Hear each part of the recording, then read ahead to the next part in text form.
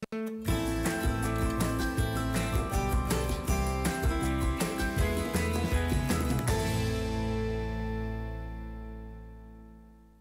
retour sur le plateau de Plus belle ma Sarthe avec notre invité du soir, en l'occurrence Gérard Fuseau.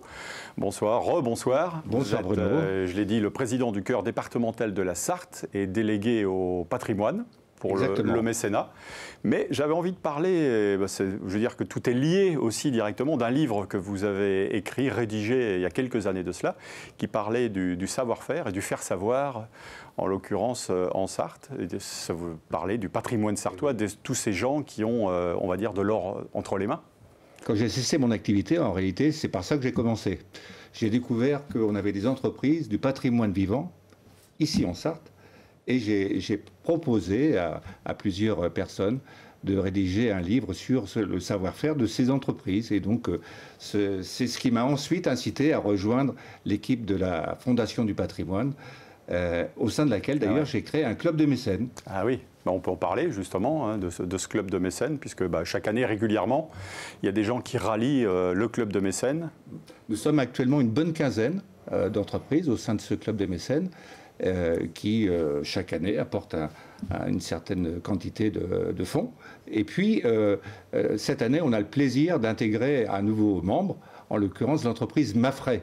Mafray, c'est une entreprise de changé, de peinture et décoration, et donc qui fait vraiment de très très belles décorations. Donc Farida et Liliane Mafray ont décidé de nous rejoindre depuis quelques semaines. Bon, super, ça c'est une bonne nouvelle. Très bonne nouvelle. Avec des projets dont on parlera peut-être tout à l'heure, une fois qu'on aura parlé de musique. Mais je voulais vous demander, lorsque vous avez fait votre livre, vous avez parlé de se faire savoir et de savoir-faire en Sarthe. Y a-t-il des choses qui vous ont particulièrement interpellé, voire surpris peut-être ? Il y a plein de choses qui sont à découvrir, que ce soit la fonderie d'art, la taille de pierre, bien sûr. J'ai parlé de la peinture. Il peut y avoir aussi de la tapisserie. Et puis des métiers d'artisanat d'art également, qui sont aussi très représentés en Sarthe. Donc tout ça fait que j'ai absolument voulu valoriser ces savoir-faire qui sont présents dans notre département. Et en plus, économiquement, c'est toujours quelque chose de très intéressant, puisque c'est pas du tout délocalisable, ça reste en Sarthe. Et quel rôle joue justement dans l'identité culturelle tous ces savoir-faire ? Au niveau local. Au niveau local, c'est très important parce que c'est des compagnons. C'est la notion de compagnonnage en réalité. Et les entreprises, je pense par exemple à l'entreprise Le Royer, ABC Le Royer, qui a œuvré pour le château de Sillé-le-Guillaume. Et dont la spécialité est par exemple la charpente. Et l'originalité d'André Le Royer, qu'il a présenté lors de notre dernière réunion, c'est qu'il a fait faire par les enfants des écoles les chevilles sur lesquelles les enfants ont pu graver leur nom. Donc, chaque enfant des écoles de Sillé a pu ainsi s'engager dans la restauration du magnifique château de Sillé-le-Guillaume. Et ces métiers manuels et traditionnels, de tradition, vous pensez qu'il y a un certain renouveau aujourd'hui ? Alors, on peut dire que ça suscite un intérêt renouveau, un regain d'intérêt de la part des jeunes ? J'en suis convaincu. Non seulement ça provoque un intérêt, c'est du savoir-faire, c'est encore une fois de la création de richesse également, parce qu'il n'y a que des gens comme ça qui ont cette compétence et qui ont un peu ce qu'on appelle de l'or dans les mains finalement. Vous avez découvert des métiers en voie de disparition justement, des choses qui revenaient aujourd'hui au goût du jour justement, peut-être ? Pas vraiment, non, pas vraiment. Je trouve qu'au contraire, contrairement à ce qu'on pourrait penser, ces métiers, c'est très vivace, mais il faut continuer à encourager l'apprentissage.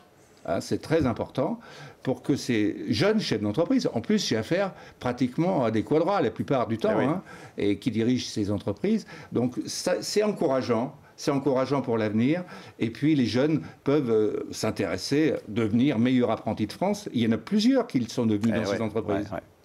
Bon alors Gérard, qu'est-ce que l'ancien directeur général de Sarthe Expansion, comment a-t-il découvert le chœur départemental de la Sarthe? Qu'est-ce qui a motivé votre arrivée dans cette association? Je vois que vous êtes bien renseigné. Alors, effectivement, écoutez, c'est le hasard. C'est le hasard et un peu mon épouse qui m'a tendu en quelque sorte un petit piège et je me suis retrouvé au sein d'un petit groupe d'adultes en apprenant à chanter, finalement. Voilà. Donc, ça s'est fait de cette manière aussi naturelle. Parce qu'il ne faut pas croire, finalement, le chant, c'est quelque chose de tout à fait naturel et normal pour un être humain. C'est vrai que dans notre pays, peut-être, l'éducation à la musique est moins poussée que dans d'autres pays, mais néanmoins, en tout cas, le chant amateur, tel que je le pratique maintenant depuis une dizaine d'années, c'est quelque chose qui remplit complètement et qui donne beaucoup de plaisir à celui, et d'émotion à celui qui le pratique. C'est combien de personnes, le chœur départemental de la Sarthe, aujourd'hui? Nous sommes 70 personnes presque, et qui viennent de toute la Sarthe. Donc là aussi, c'est quelque chose d'intéressant parce qu'on a une représentation de tout le territoire sartois, et j'y tiens beaucoup. Le chœur a été créé en 1993, il y a un peu plus de 30 ans maintenant, par ce qu'on appelait à l'époque notamment le Conseil général. Maintenant, on appelle ça le Conseil départemental, depuis déjà quelques années. Mais depuis cette époque-là, il s'est toujours maintenu un effectif entre 70 et 80, et donc fait partie maintenant des principales formations de l'agglomération mancelle et sartoise. Et voire de l'ouest de la France, parce qu'on est l'un des plus grands chœurs de l'ouest, c'est ça?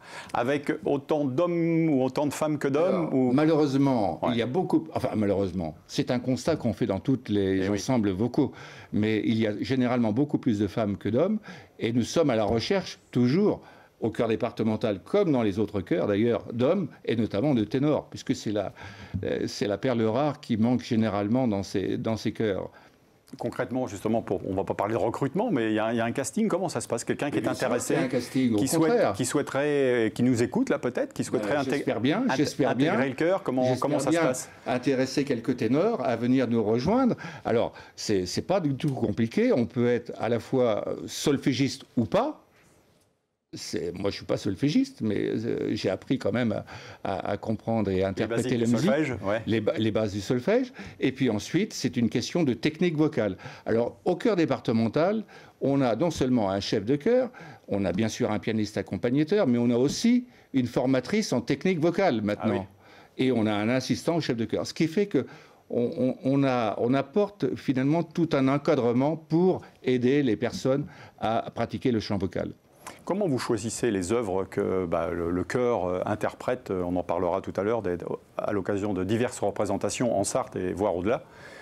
Alors, pour je dirais l'orientation artistique, c'est vraiment le chef. Vous avez reçu Yanis Benabdallah, je le sais, il y a quelques mois de cela, et c'est vraiment lui qui est en responsabilité de trouver des programmes, des idées.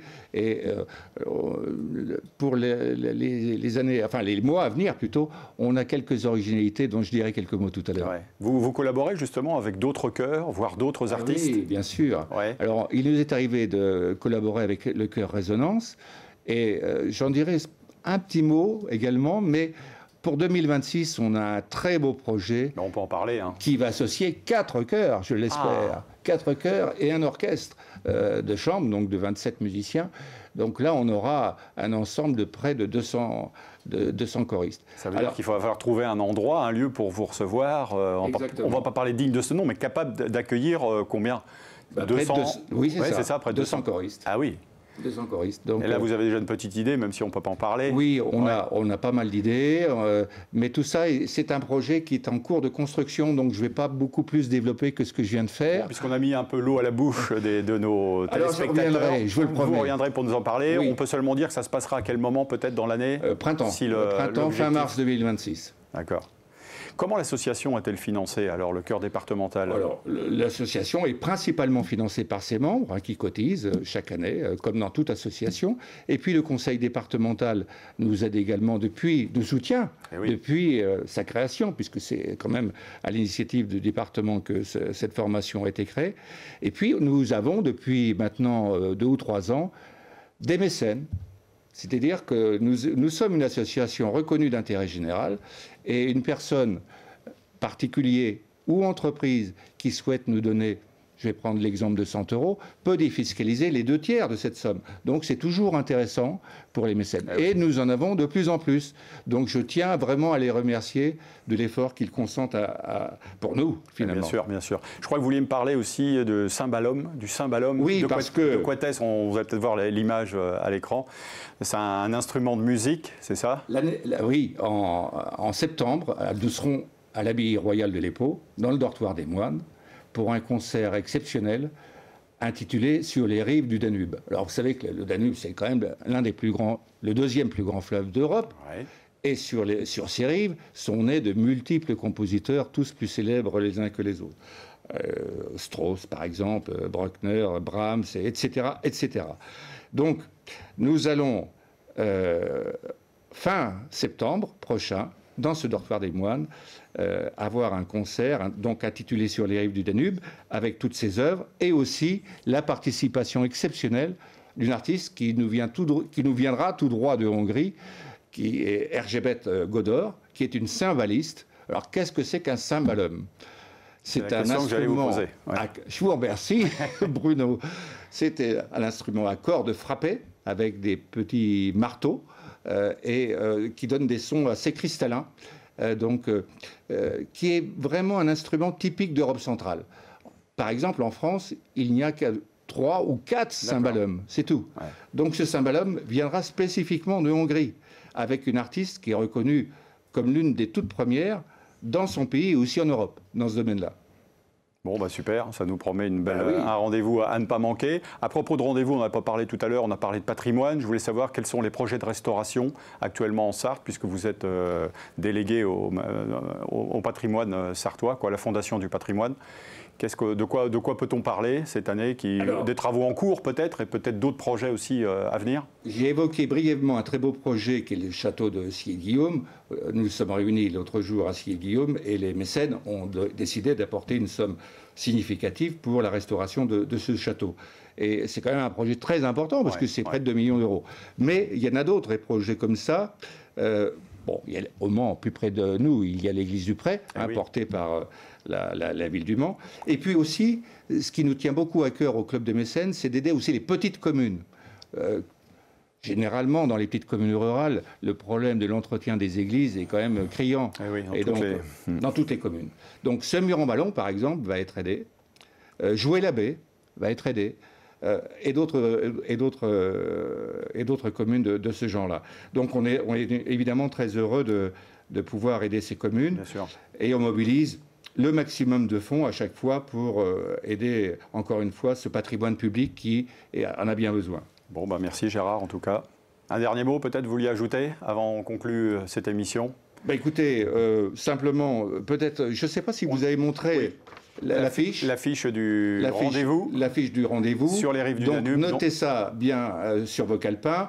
Le 27 septembre, donc à l'abbaye de l'Épau. Rendez-vous est pris. Nous lancerons bientôt la campagne de vente des billets. Merci Gérard Fuseau de nous avoir fait partager votre passion, on peut dire, pour le patrimoine, mais aussi pour la musique classique et puis le chœur départemental que vous... Merci à LMTV de nous avoir donné la parole à ce sujet. Merci. Merci à vous de nous avoir suivis. On se retrouve dans une semaine pour un nouveau numéro de Plus belle ma Sarthe du côté de Parigny-le-Paulin. Bonne fin de soirée, au revoir.